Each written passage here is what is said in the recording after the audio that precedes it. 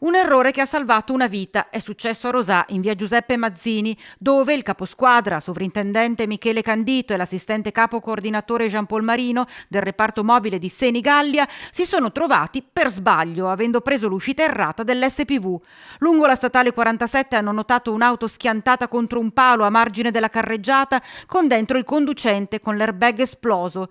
I due di rientro da Cortina, dove avevano prestato servizio in occasione delle Paralimpiadi, stavano raggiungendo la questura di Padova prima di tornare nelle Marche.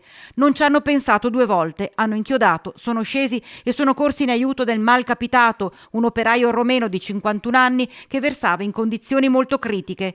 Gli hanno praticato per oltre 20 minuti, dandosi il cambio, le manovre di rianimazione cardiopolmonare, in attesa dei sanitari del 118 che nel frattempo erano stati allertati.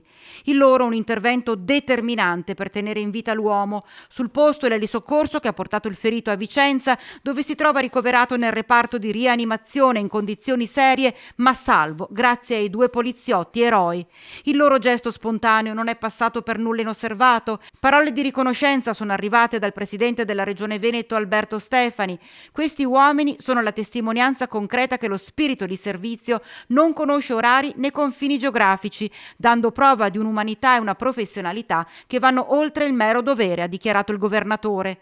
Arrivati a Padova, Candito e Marino sono stati ricevuti dal questore Marco Odorisio, che li ha ringraziati per il loro gesto. Hanno interpretato quello che è il nostro servizio quotidiano, nella più nobile e alta accezione del verbo servire, inteso come aiuto, disponibilità, sostegno verso il prossimo in difficoltà, ha dichiarato Odorisio, incarnando quei valori fondamentali e di riferimento propri della Polizia di Stato, ma anche patrimonio universale di ogni essere umano. Salvare una vita, ha concluso il questore di Padova, è un gesto di assoluta grandezza e nobiltà che fa bene a tutti noi.